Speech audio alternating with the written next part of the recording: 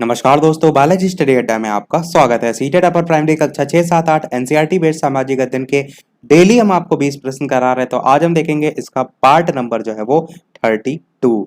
इससे पहले हमने देखा था इसका पार्ट नंबर 31, जो कि आपको साइड में आई बटन में वीडियो जो है वो मिल जाएगा। और ये वीडियो हम देखते हैं डेली दोपहर 3 बजे।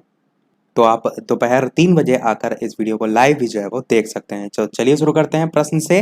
सबसे पहले बात करते हैं पिछले वाले वीडियो में जो मैंने प्रश्न पूछा था उसके सही उत्तर की। तो पिछले वाले वीडियो में मैंने प्रश्न पूछा था, भारत के निम्नलिखित राज्यों में से कहाँ सबसे ज्यादा सोयाबीन जो है उसका उत्पादन जो है वो होता है। 4 ऑप्शन है, गुजरात, महाराष्ट्र, मध्य प्रदेश या राजस्थान। आपको बताना है इन चारों में से कौन सा सही होगा, ऑप्शन ए, बी, सी या डी। तो चलिए बात करते हैं उत्तर की, कौन सा सही होगा।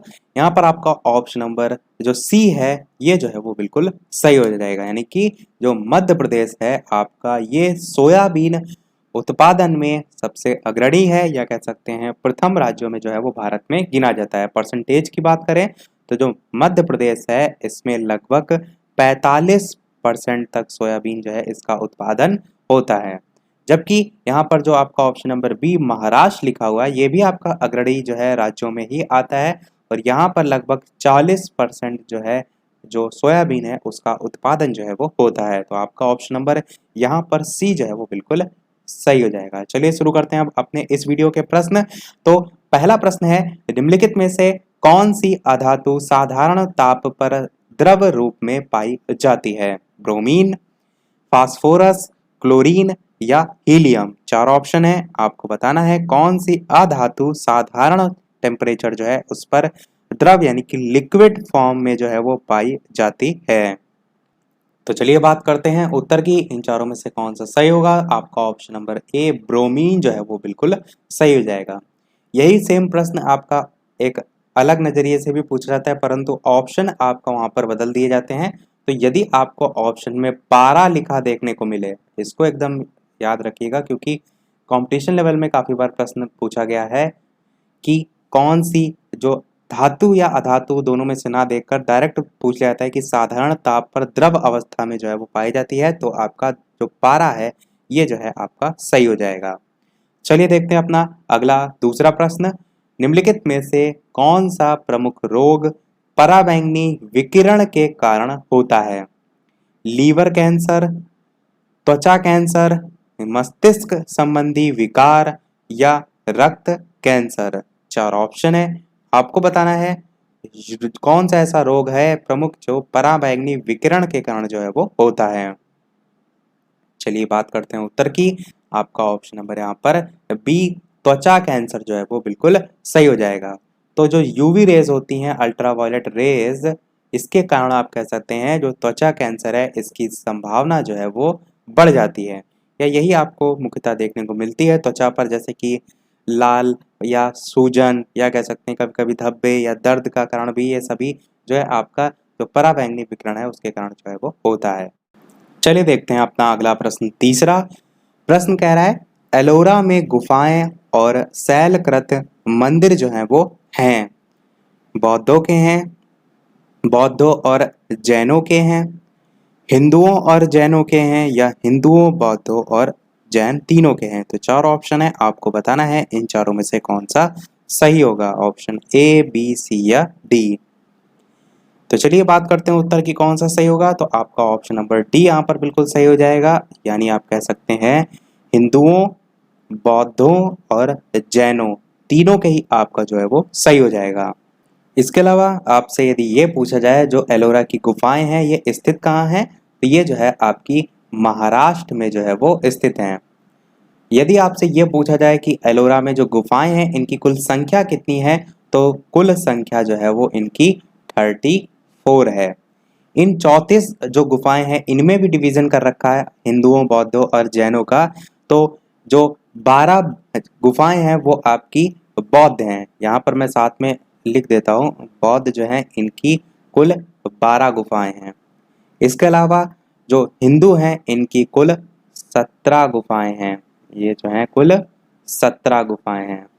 इसके अलावा जो जैन हैं इनकी कुल 5 गुफाएं हैं। इनको सीरियल भी दिया गया है, जैसे स्टार्टिंग बौद्ध से दिया गया तो 1 से लेकर 12 बौद्ध की, उसके अलावा 13 से लेकर 29 यानी कि कुल 17 जो गुफाएं वो आपकी हिंदुओं की, और लास्ट में आपका 30 से लेकर 34 जो है वो जैन गुफाएं हैं, जो कि आपका सबसे लास्ट वाला हो जाएगा। तो इसको कुल मिलाकर आपका 17 + 12 + 5 34 जो है वो आपका आ जाएगा। तो ये गुफाओं की संख्या ध्यान अवश्य रखिएगा। चलिए देखते हैं अपना अगला प्रश्न। चौथा, संसद की कौन सी समिति सदन के सदस्यों के आवासीय के साथ जो है वो संबद्ध है या आवासीय के साथ संबद्ध है?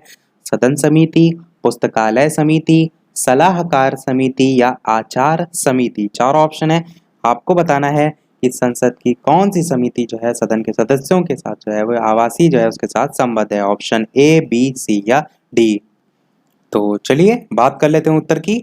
आपका ऑप्शन नंबर यहाँ पर ए, सदन समिति जो है वो सही हो जाएगा। तो जो संसद है इसके दोनों सदन, चाहे वो लोकसभा हो चाहे वो राज्यसभा हो, तो दोनों सदन जो है उसके सदस्यों के जो आवासीय मामले होते हैं उसको जो है वो सदन समिति जो है यही जो है वो निपटाती है। तो यही आपका ऑप्शन ए जो है वो सही हो जाएगा। देखते हैं अपना अगला प्रश्न। पांचवा, निम्नलिखित को आपको सुमेलित करना है। संजीवनी, संध्या, यंग इंडिया, नवजीवन, मराठा इस टाइप से सूची 1 में दे रखा है।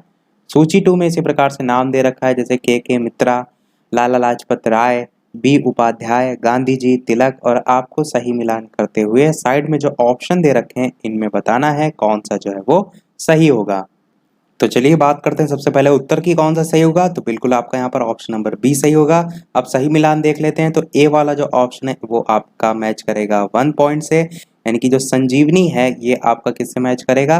पहले वाले से ही, यानी कि के मित्रा जो है आपका सही हो जाएगा।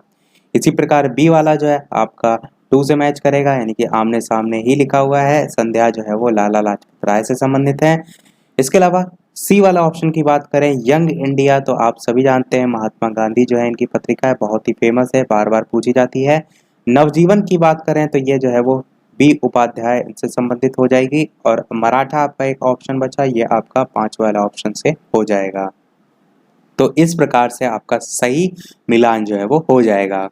इसमें से सबसे ज़्यादा इम्पोर्टेंट जो है वो यंग इंडिया है, इसको अवश्य ध्यान रखिएगा। जो यंग इंडिया है ये आपकी एक साप्ताहिक पत्रिका थी, जिसे जो महात्मा गांधी जी जो हैं इनके द्वारा जो है वो प्रकाशित किया जाता था। तो ये पत्रिका थी, ये आपकी इंग्लिश लैंग्वेज में थी, अंग्रेजी भाषा में थी। और अंग्रेजी भाषा के साथ साथ आपको एक पॉइंट ये भी ध्यान रखना है कि गांधी जी ने अपने जो विचार और दर्शन है उसको प्रसारित करने के लिए आरंभ जो है इसका किया था। और यहाँ पर जो नवजीवन लिखी है ये आपकी महात्मा गांधी जी जो है इनकी भी पत्रिका इसी नाम से थी, जो कि यहाँ पर बी उपाध्याय दे रखा है। तो ये जो थी महात्मा गांधी जी की, ये आपकी हिंदी और गुजराती दोनों भाषाओं में थी। तो ये भी आपकी यदि पूछी जाए, एक प्रश्न एक बार पूछा जा चुका है कि इनमें से कौन सी महात्मा गांधी जी जो है उनके द्वारा संपादित पत्रिका के अंतर्गत नहीं आता है, तो वहां पर आपका यंग इंडिया भी ऑप्शन में था, नवजीवन भी ऑप्शन में था, और युगांतर ऑप्शन में था। तो नवजीवन और यंग इंडिया ये दोनों ही उनकी पत्रिका के अंतर्गत मानी गई थी, और वहां पर युगांतर जो है उसका ऑप्शन जो है वो सही टिक किया गया था, जो कि उनकी पत्रिका जो है वो नहीं है। जो युगांतर पत्रिका है उसका जो संपादन है वो भूपेंद्र नाथ दत्त और वारिंद्र कुमार जो घोष है उनके द्वारा जो है वो किया गया है। चलिए देखते हैं अपना अगला प्रश्न। छठा, जब ईस्ट इंडिया कंपनी को भारत के साथ व्यापार करने की अनुमति मिली उस समय इंग्लैंड का शासक जो है वो कौन था? 4 ऑप्शन है, आपको बताना है इन चारों में से कौन सा जो है वो सही होगा। एनी बेसेंट, विक्टोरिया, महारानी एलिजाबेथ प्रथम या जॉर्ज प्रथम। 4 ऑप्शन है, आपको बताना है। चलिए बात करते हैं उत्तर की, कौन सा सही होगा। आपका ऑप्शन नंबर सी सही हो जाएगा, यानी कि महारानी एलिजाबेथ प्रथम। तो ईस्ट इंडिया जो कंपनी है यहाँ पर ये कब आई थी या कब स्टार्ट हुई थी? तो आप कह सकते हैं सन 1600 में जो है इसका लगभग माना जाता है समय, और इसमें भारत के साथ व्यापार करने की जो अनुमति है वो जो है वो दी गई थी। और इस समय या उस समय आप कह सकते हैं जो इंग्लैंड है उसमें जो महारानी एलिजाबेथ प्रथम है उनका जो है वो शासन था। चलिए देखते हैं अपना अगला प्रश्न। 7वां, कि वायरस द्वारा निम्नलिखित में से कौन सी बीमारी होती है? फ्लू, मलेरिया, टाइफाइड या यक्ष्मा। इस प्रकार से 4 ऑप्शन है, आपको बताना है कौन सा सही होगा। तो चलिए बात करते हैं उत्तर की। आपका ऑप्शन नंबर ए फ्लू जो है वो बिल्कुल सही हो जाएगा, जो कि आपका वायरस के द्वारा जो है वो बीमारी होती है। और ये जो आपका मलेरिया ऑप्शन में है ये काफ़ी बार पूछा जाता है। तो जो मलेरिया होता है ये बुखार मादा मच्छर जो एनाफ्लीज है उसके काटने से जो है वो होता है। यहाँ पर मैं लिख भी देता हूँ, एनाफैलीज करके भी लिखा रहता है, कभी कहीं आदिफा करके भी लिखा रहता है। तो एनाफ्लीज जो है इसको एनोफ्लीज करके भी लिखते हैं। तो इस मच्छर में जो एनोफ्लीज है इस या जो मादा मच्छर है एनोफ्लीज, इसके काटने से होता है। इस मच्छर में जो है प्लाज्मोडियम नाम का जो है वो परजीवी पाया जाता है। किस नाम का? प्लाज्मोडियम, प्लाज्मोडियम नाम का परजीवी पाया जाता है, जिसके कारण मच्छर के काटने से जो है ये आपके जो ब्लड होता है उसमें फैल जाता है। और मुख्यतः जो क्षेत्र है कहाँ पाया जाता है, तो आप कह सकते हैं उष्णकटिबंधीय और शीतोष्ण क्षेत्रों में जो मलेरिया होता है वो काफी गंभीर रूप से जो है वो फैलता है। चलिए देखते हैं अपना अगला प्रश्न 8वां कि एनसीएफ 2005 ने उच्च प्राथमिक स्तर पर सामाजिक विज्ञान शिक्षण पर जोर दिया है।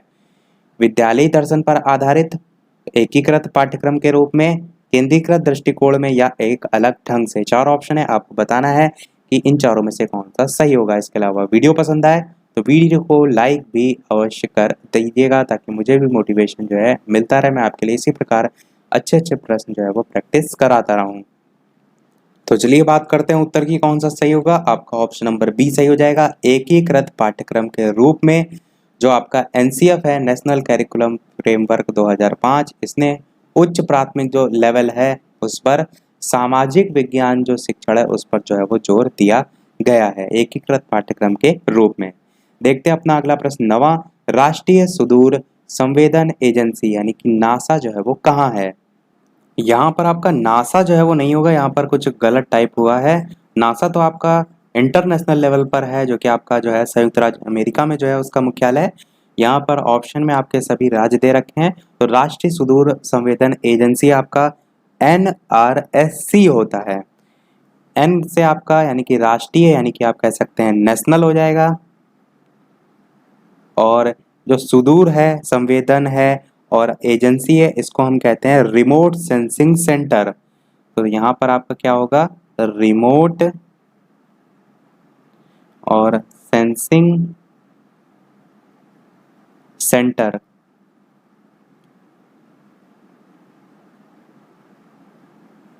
तो ये आपका जो है वो होगा इसकी फुल फॉर्म। तो ये ध्यान रखिएगा, NRSC को राष्ट्रीय सुदूर संवेदन एजेंसी कहते हैं। आपसे पूछा गया है ये जो है वो कहाँ है। तो 4 ऑप्शन है, आपको बताना है कौन सा सही होगा। बात करते हैं उत्तर की, तो आपका हैदराबाद जो है वो बिल्कुल सही हो जाएगा। और संस्थापक कौन है इसके, तो विक्रम अम्बालाल साराभाई जो है इसके संस्थापक हैं। विक्रम अम्बालाल साराभाई ये जो है इनका पूरा नाम है।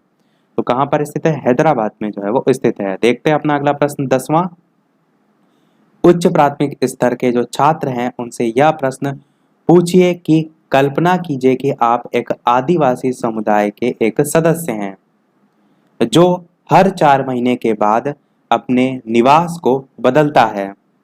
इससे आपको कैसा महसूस होगा। निम्नलिखित में से क्या प्राथमिक रूप से मदद कर सकता है, सहानुभूति का विकास, तथ्यों को महत्व देना, या फिर छात्रों में जो अहंकार है उसको कम करना, या छात्रों में असली और बेहतर जीवन का आनंद लेते हुए जीवन जीने की भावना लाना।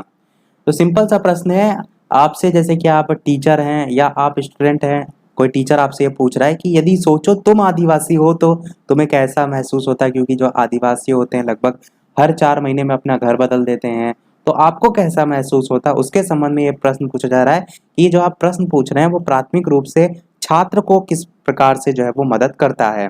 तो तीसरा वाला ऑप्शन कह रहा है छात्रों में अहंकार को कम करना, तो अहंकार से तो इसका कोई लेना देना ही नहीं, आपका ऑप्शन सी तो डायरेक्ट ही जो है वो कट हो जाएगा। सहानुभूति का विकास बिल्कुल हो सकता है, क्यों, क्योंकि बच्चे जब उस चीज को समझेंगे, उस सिचुएशन में अपने आप को रखेंगे, तो जो व्यक्ति उस चीज को फील कर रहा है वही बच्चे भी फील करेंगे, तो आपका सहानुभूति का विकास बिल्कुल सही होगा। यानी कि आपका ऑप्शन ए यहाँ पर बिल्कुल सही है। अन्य ऑप्शन को देखें तो तथ्यों को महत्व देना यहाँ पर नहीं कोई औचित्य है, यानी ऑप्शन बी भी नहीं होगा। छात्रों में असली और बेहतर जीवन का आनंद लेते हुए जीवन जीने की भावना, तो ऐसा नहीं है। दोनों चीजें उनको कराने के संबंध में ये नहीं बोला गया, एक्चुअल में वो चीज फील कर सकें, वो आपका ऑप्शन यहाँ पर ए जो है वो सही हो जाएगा। देखते हैं अपना अगला प्रश्न 11वां।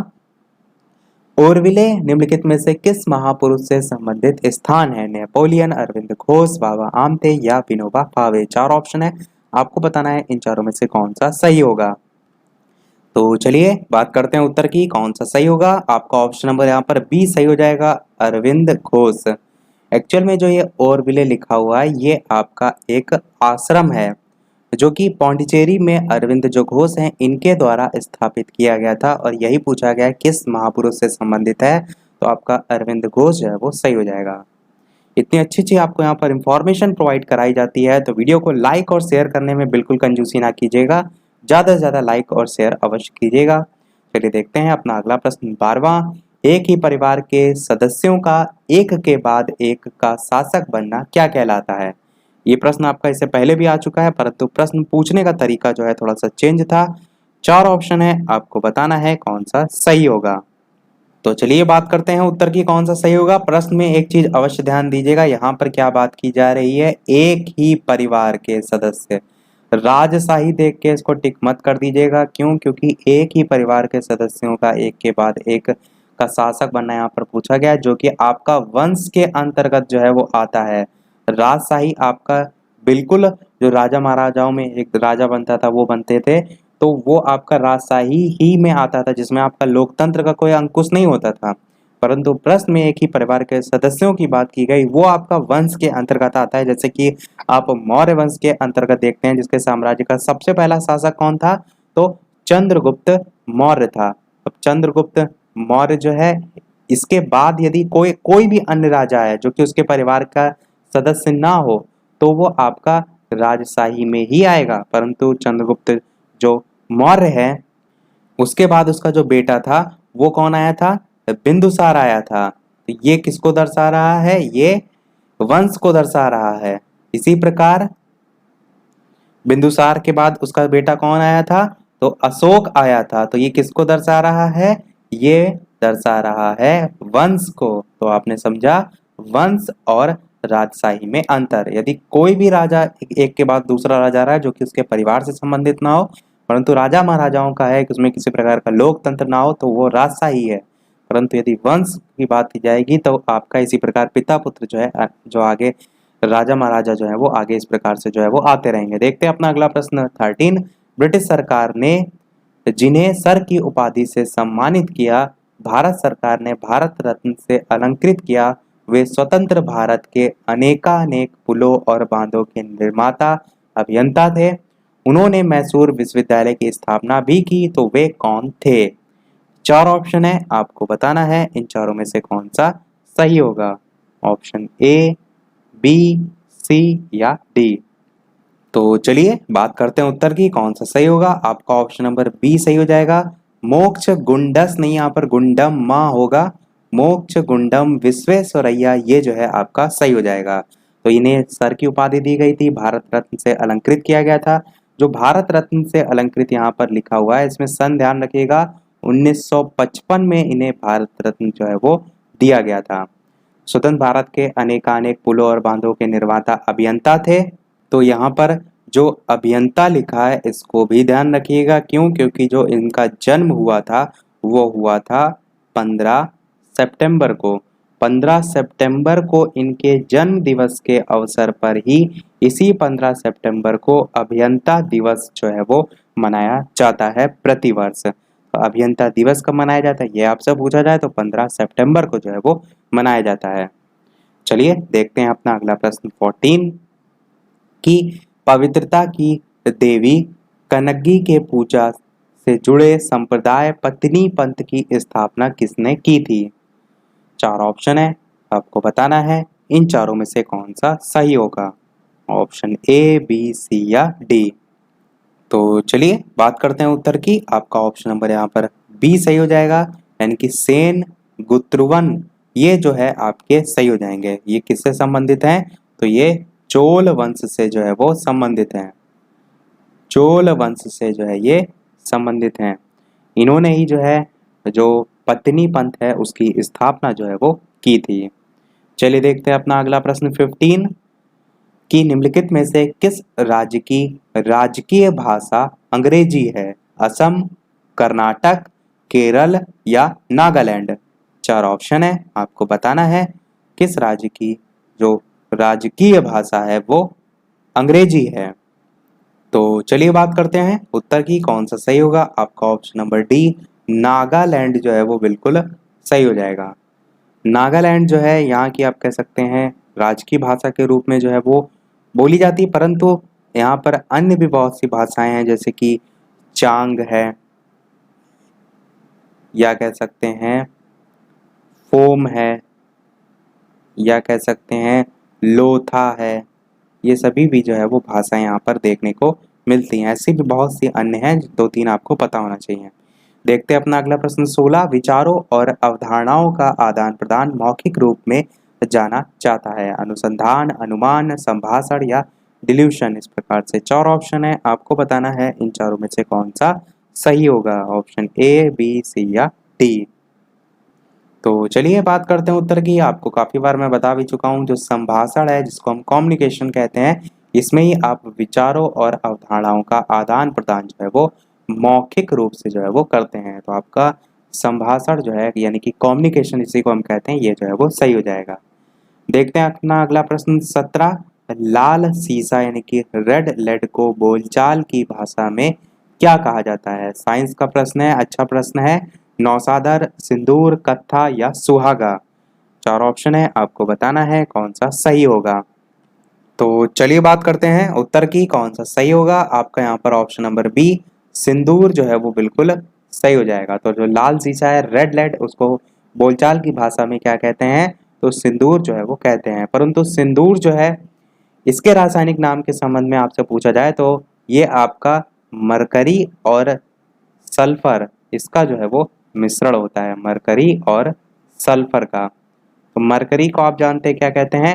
Hg कहते हैं, और सल्फर को क्या कहते हैं? आप S कहते हैं। तो ये दोनों को आप मिलाएंगे तो आपका HgS जो है वो सही हो जाएगा। यानी कि रासायनिक नाम यदि पूछा जाए तो आपका क्या हो जाएगा? Mercuric sulphide. ये जो है आपका मरकरी है, इससे बन जाएगा आपका मर्क्यूरिक, और S से क्या बन जाएगा? सल्फाइड। तो मर्क्यूरिक सल्फाइड सिंदूर जो है इसका रासायनिक नाम जो है वो होता है। इसके अलावा आपसे पूछा जाए किसका? सुहागा का। ऑप्शन नंबर जो डी में दे रखा है, तो सुहागा का रासायनिक नाम होता है सोडियम टेट्राबोरेट डी कार्बोहाइड्रेट। मैं फिर से रिपीट करता हूँ, सोडियम टेट्राबोरेट डीकाहाइड्रेट। इस टाइप से अलग अलग तोड़ के बोलेंगे तो ज़्यादा अच्छे से बोल पाएंगे। और नौसादर की बात करें तो नौसादर जो है इसका रासायनिक नाम होता है अमोनियम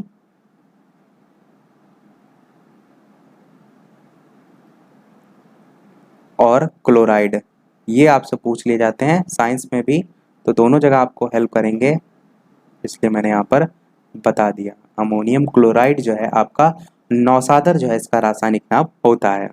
चलिए देखते हैं अपना अगला प्रश्न 18 विवेचनात्मक चिंतन के द्वारा दिए गए जो तथ्य हैं उनकी व्यवस्थित परीक्षा तथा मूल्यांकन प्रक्रिया क्या कहलाती है? चार ऑप्शन है, आपको बताना है कौन सा सही होगा। चलिए बात कर लेते हैं उत्तर की, तो आपका ऑप्शन नंबर डी विश्लेषण जो है वो सही हो जाएगा। तो विश्लेषण व्यवस्थित परीक्षा है जो कि दिए गए जो तथ्य हैं उसके बारे में मूल्यांकन जो है वो करता है, या कह सकते हैं जो मूल्यांकन प्रक्रिया के संबंध में पूछा गया था यह आपका विश्लेषण जो है वो हो जाएगा। चलिए देखते हैं अपना अगला और इस वीडियो का लास्ट प्रश्न, और इस प्रश्न के बाद एक प्रश्न हम आपसे भी पूछेंगे। इसके अलावा वीडियो आपको थोड़ा भी पसंद आया हो तो एक लाइक करके अवश्य जाइएगा ताकि मुझे भी अच्छा लगे। चैनल पर नया हो तो सब्सक्राइब करके बेल आइकन प्रेस कर लीजिएगा ताकि नोटिफिकेशन मिलते रहें। टेलीग्राम पर नहीं ऐड है तो डिस्क्रिप्शन में भी आपको लिंक मिल जाएगी, डायरेक्ट भी बालाजी स्टडी अड्डा सर्च करके आप ऐड हो सकते हैं। तो चलिए देखते हैं प्रश्न कि ग्लोब पर भारत की जो स्थिति है डैश उत्तरी अक्षांश के बीच है। चार ऑप्शन है, आपको बताना है कौन सा सही होगा। ऑप्शन ए, बी, सी या डी। तो चलिए बात करते हैं उत्तर की। तो आप कहेंगे कि यहाँ पर कोई दिशा नहीं दे रखी, यानी कि उत्तरी दक्षिणी अलग अलग विस्तार आपका जो है वो ग्लोब पर भारत की स्थिति है, तो आप कह सकते हैं इनमें से कोई नहीं यहाँ पर आपका ऑप्शन जो है वो सही होगा। क्यों? क्योंकि यदि आप भारत की स्थिति की बात करें तो ये जो आपका ऑप्शन नंबर बी दे रखा है 8 डिग्री 4 मिनट और 37 डिग्री 6 मिनट, ये आपका उत्तरी आप यहाँ पर लिखेंगे, उत्तरी यहाँ पर भी लिखेंगे और उत्तरी यहाँ पर भी लिखेंगे, तब केवल और केवल आपका उत्तर से लेकर या कह सकते हैं उत्तरी अक्षांश से लेकर 8 डिग्री 4 मिनट उत्तरी अक्षांश से 37 डिग्री 6 मिनट उत्तरी अक्षांश जो है वहां तक फैला है। उसके साथ साथ आप ये भी बताएंगे कि 68 डिग्री 7 मिनट ये जो है आपका पूर्वी देशांतर, क्योंकि यहाँ पर आप अक्षांश और देशांतर दोनों की स्थिति जो है वो बताएंगे। तो 68 डिग्री 7 मिनट पूर्वी देशांतर से लेकर 97 डिग्री 25 मिनट पूर्वी देशांतर जो ऊपर लिखा हुआ है, तो ये कह सकते हैं यहाँ से यहाँ तक जो है वो उत्तरी गोलार्ध में। साथ में आप उत्तरी गोलार्ध भी अवश्य लिखेंगे क्योंकि स्थिति भी जो है आपको पता होना चाहिए, तब जाके आपकी स्थिति जो है यहाँ पर क्लियर होगी। तो उत्तरी गोलार्ध जो है उसमें जो है वो स्थित है, तो ये आपकी भारत की स्थिति जो है वो होगी। तो यहाँ पर आपका ऑप्शन इनमें से कोई नहीं जो है वो सही होगा। इसी को आप मैप में समझें तो मैप यहाँ पर मैं छोटा सा ऐसे बना देता हूँ। इस टाइप से आपका ऊपर वाला हिस्सा होगा, इस टाइप से इधर वाला हिस्सा होगा, इस टाइप से नीचे वाला हिस्सा होगा, इस टाइप से इधर वाला हिस्सा होगा। तो जो ऊपर वाला आप हिस्सा देख रहे हैं ये आपका यहाँ पर क्या आ जाएगा 37 डिग्री 6 मिनट वाला। नीचे वाला हिस्सा आप देख रहे हैं यहाँ पर ये आपका 8 डिग्री 4 मिनट आ जाएगा। इसी प्रकार जो दाहिने तरफ देख रहे हैं ये आपका 97 डिग्री 25 मिनट आ जाएगा और बाईं तरफ जो देख पा रहे हैं ये आपका 68 डिग्री 7 मिनट आ जाएगा। तो इस प्रकार से जो है आपका फैला हुआ है। चलिए देखते हैं आप अपना वो प्रश्न। जैसे कि सभी वीडियो में हम आपसे एक ना एक प्रश्न पूछते हैं, इस वीडियो का आपके लिए प्रश्न ये है कि निम्नलिखित में से किसने लोकतंत्र के सिद्धांत का समर्थन किया था?